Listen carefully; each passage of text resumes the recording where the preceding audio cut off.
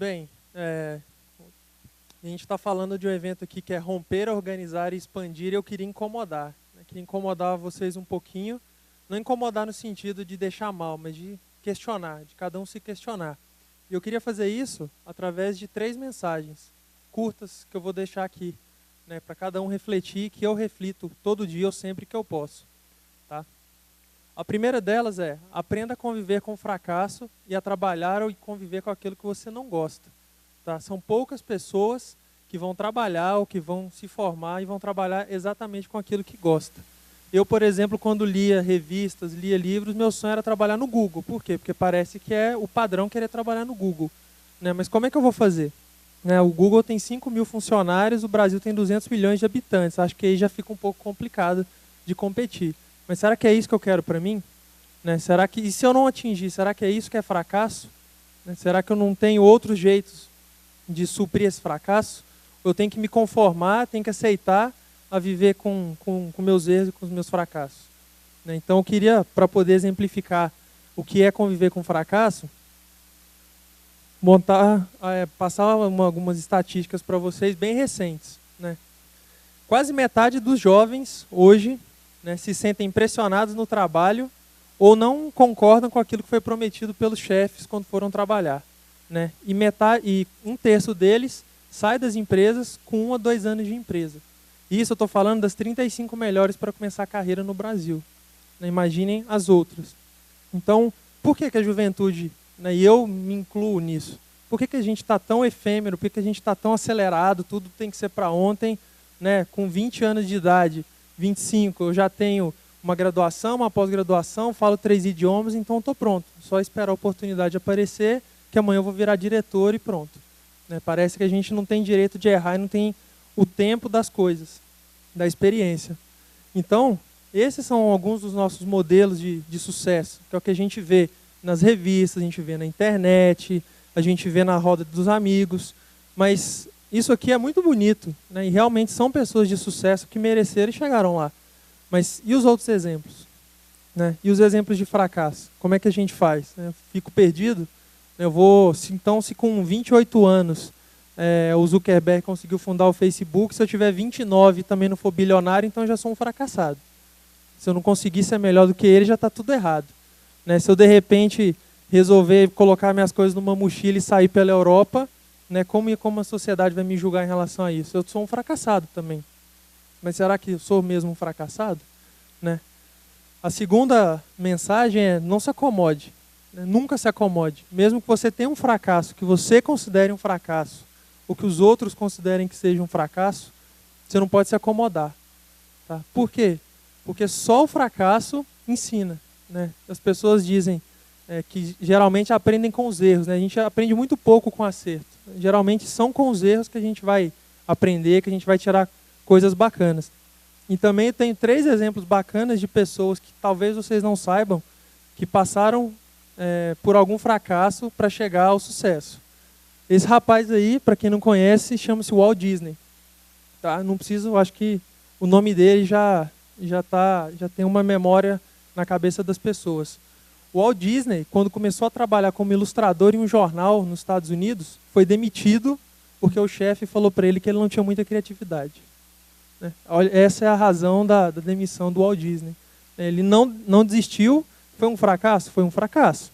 Ser demitido já é complicado. Né? Com esse discurso já é mais complicado ainda. Então ele não desistiu, montou uma empresa junto com o irmão dele e foi trabalhar por conta própria. Então ele inventou um personagem que chamava Coelho Oswaldo, que começou a fazer sucesso, ele não patenteou. Outra empresa foi lá e pegou o Coelho Oswaldo, fez filme e patenteou. Outro fracasso.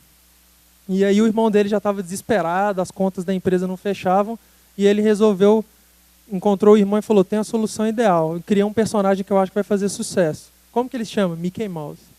Então depois de 2 fracassos, ele foi ter o sucesso.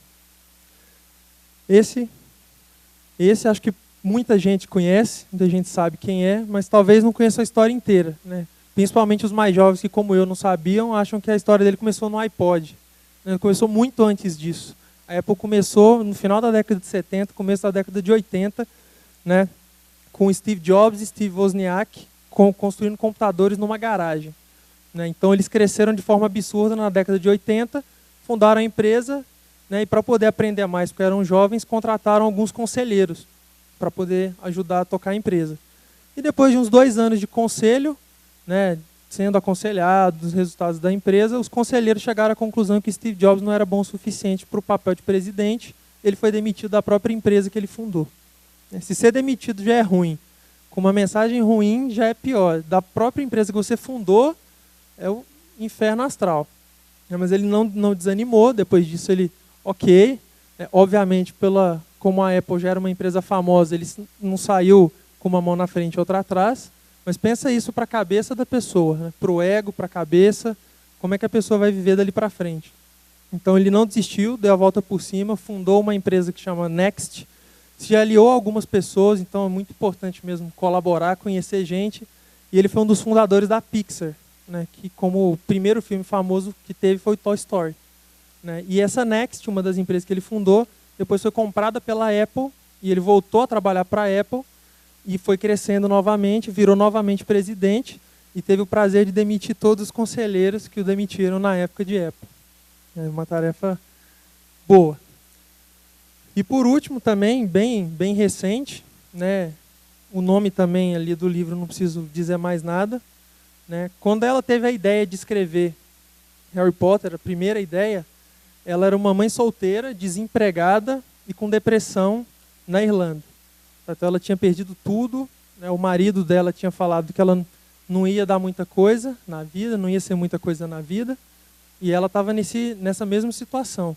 E aí ela teve a ideia, né? Surgiu a ideia de escrever um livro para poder passar o tempo. Ela queria, o filho dela era pequeno, ela queria passar o tempo com o filho e escrever um livro. Então daí ela teve a ideia de escrever Harry Potter, que hoje, né, já passou de 1 bilhão de cópias vendidas no mundo, e ela é escritora mulher, a mulher que escreve mais rica do mundo.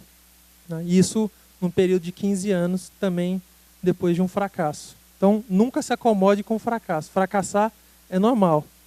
Todo mundo aqui, se não fracassou, fiquem tranquilos, vai chegar a hora. Né?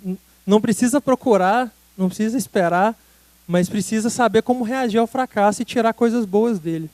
Nem tudo pode ser aproveitado num fracasso. E por último, que eu acho que é o ponto mais importante, é ter projetos paralelos, né? Não colocar todos os ovos numa mesma cesta. Tá? Eu, quando estava na faculdade, fiz uma graduação em engenharia, tinha que estudar o dia inteiro e já não podia trabalhar. Então eu tive que arrumar algum jeito de me virar durante aquele tempo até para poder ter uma renda. Então eu fui procurar, né? Não coloquei todos os ovos na mesma cesta da graduação, então eu fiz iniciação científica, monitoria, ajudei a fundar a empresa júnior da engenharia da UFG. A gente chegou a colocar 60 voluntários num domingo à tarde numa sala, né, para pedir, para cobrar, para ajudar. Né, e isso me ajudou bastante, aumentou minha rede de relacionamentos muito. Né, várias pessoas que hoje trabalham ou trabalharam, ou no futuro, quem sabe, vão trabalhar comigo. Eu conheci através desse projeto paralelo. Né. O TEDx é um outro exemplo de projeto paralelo. Eu não conheci o Tassiano, não conheci o Marcos, não conheci o Fausto, não conheci o Alide, até hoje. E com certeza no futuro podem sair coisas bacanas de um poder conhecer o outro. Então, escolha a sua causa, seja ela qual for. Seja fazer filme, seja escrever, seja viajar pela Europa. Escolha a sua causa e se engaje nela, naquilo que você gosta de fazer.